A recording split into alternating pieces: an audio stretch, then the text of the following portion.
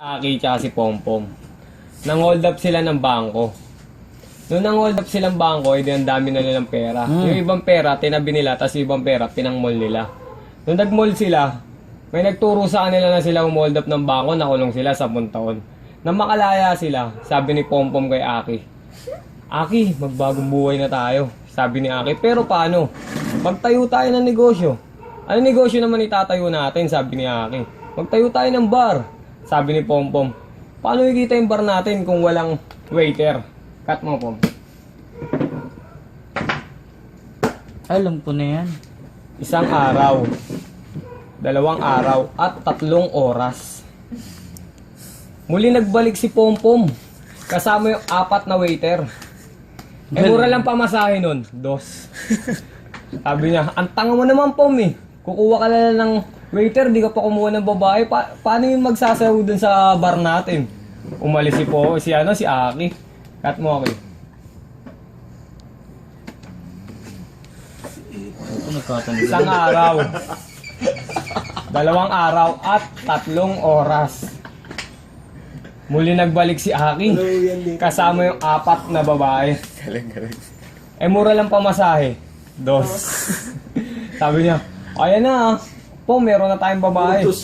Sabi ni Pompom, ang tanga mo naman eh. Kukuha ka na lang ng babae, di ka pa kumuha ng banda. Paano magsasayaw yung mga babae natin walang banda? Umalis si Pompom, cut Pom. 1 araw, 2 araw, at 2 oras. Muli nagbalik si Pompom, kasama yung banda, alas. Mura lang pamasahe. 2. Sabi niya, ayun na, kumpleto na tayo. Sabi ni Aki, kumpleto na tayo. Meron na tayong waiter, babae, tsaka banda. Tara, imbitahin natin si Paring Pati rito. Umalis si Aki, imbitahin natin si Pati. May mangungutang dyan. Si Bakit mangutang pa dyan? 1 araw, 2 Pompom. araw, May nangungutang. 3 araw.